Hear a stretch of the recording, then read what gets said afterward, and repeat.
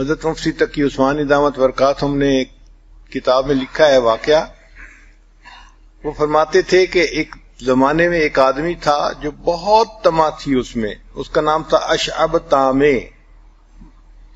بہت طمع تھی اس میں، حریص تھا.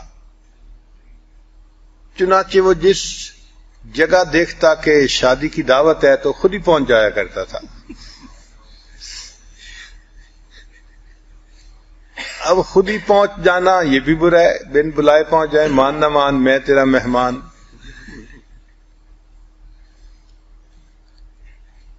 مگر یہ وہاں جا کے تو پھر جب بیٹھتا تو پھر کھاتا بھی خوب تھا. اور اس کی کھانے کو دیکھ کے پھر لوگ جو ہیں وہ بدظن ہو جاتے تھے اس سے کہ چلو بھئی آ ہی گیا ہے کہیں تو جیسے ایک عام آدمی کھاتا ہے اتنا ہی کھائے، لیکن اتنا زیادہ کھانا. خوب کھاتا تھا، حتیٰ کہ لوگوں نے اس کو اپنی شادیوں پہ کے بارے میں بتانا ہی چھوڑ دیا. لیکن پھر بھی یہ خبر رکھتا تھا اور کسی نہ کسی طرح شادی کی دعوت میں پہنچ جاتا تھا. ایک گھر والے بہت تنگ تھے اس سے. انہوں نے سوچا کہ ہم 4 دیواری کے اندر دعوت کریں گے اور اس کا دروازہ بند رکھیں گے. اور دیواریں اونچی اونچی ہیں تو گھر کے لوگ مرد عورتیں یعنی گھر کے اندر ہوں گے، پردہ بھی رہے گا. اور پھر یہ اشب اور اس جیسے اور جو لوگ ہیں ان سے بھی جان چھوٹ جائے گی. اب جب اندر دعوت شروع ہوئی تو ہمارے ہاں تو ماشاءاللہ قورمے کی مہک دور دور تک جاتی ہے، یا پلاؤ پکا ہوا ہو تو اس کی مہک دور دور تک جاتی ہے. تو یہ گلی سے گزرا، پتہ چل گیا اس کو کہ اس گھر میں کھانا پینا چل رہا ہے. اب بہت اس نے کوشش کی کہ کہیں سے دیکھے کہ اندر کیا ہو رہا ہے، نظر نہیں آتا تھا. دروازہ بند تھا، کھٹکھٹایا، دروازہ کھولتا کوئی نہیں تھا. سوچتا رہا کیا کروں. پھر اس کو خیال آیا تو یہ ایک سیڑھی اٹھا کے لے آیا اور سیڑھی اس نے گھر کی دیوار کے ساتھ لگا دی اور سیڑھی کے اوپر چڑھ کے اوپر بیٹھ کے دیکھنے لگ گیا.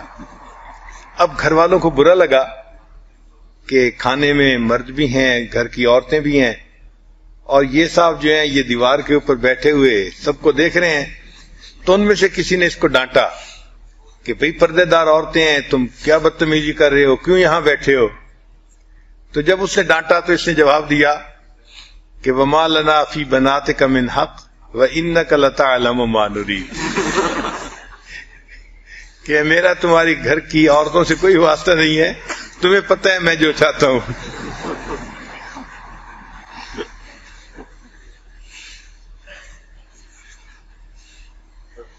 چنانچہ جب کبھی یہ بازار سے گزرا کرتا تھا تو مٹھائی کی دکان کے قریب سے گزرتے ہوئے ان کو دیکھتا اور کہتا لڈو بڑے بڑے بناؤ، لڈو بڑے بڑے بناؤ. تو وہ اس سے کہتے کہ بھئی تمہارا کیا واسطہ، چھوٹے بنائیے بڑے بنائیں. کہنے لگا نہیں بڑے بڑے بناؤ. وہ کہتے کیوں؟ کہتے ہو سکتا ہے کوئی لے کے مجھے ہدیہ ہی کر دے.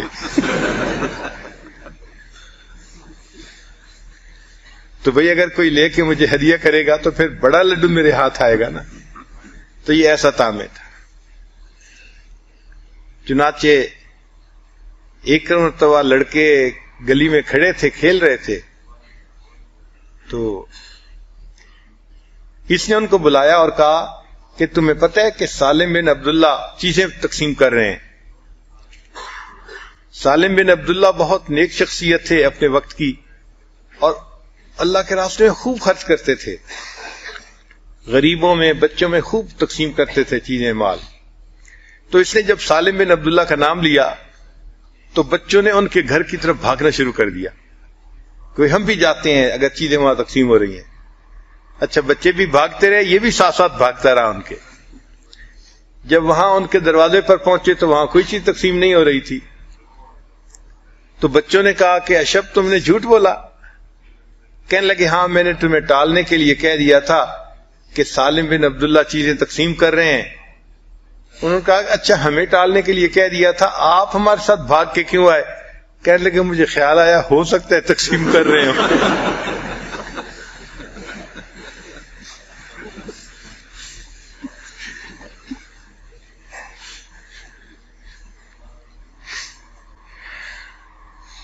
تو ایسی طمع جو انسان کو ذلیل کرے یہ انتہائی بری چیز ہوتی. دنیا کی طمع تو بالکل دل میں نہیں ہونی چاہیے. یہ یقین دل میں رکھیں کہ جو ہمارا مقدر ہے وہ ہمیں پہنچ کے رہنا ہے. ہم نانا بھی کریں گے نا تو اللہ تعالیٰ اس رزق کو پھر بھی پہنچائیں گے. اس لیے دل میں طمع نہ ہو. انسان دین کا کام خاص طور پر جب کرے تو بے طمع ہو کر کرے، اللہ کی رضا کے لیے کرے. چنانچہ ایک حدیث پاک کا مفہوم ہے کہ اللہ تعالیٰ نے دنیا کو حکم دیا کہ اے دنیا جو تجھ سے بے رغبت ہو تو اس کی خادمہ بن جا. جو تجھ سے بے رغبت ہو تو اس کی خادمہ بن جا، اور جو تیری طرف رغبت کرے تو اسے اپنا غلام بنا لے.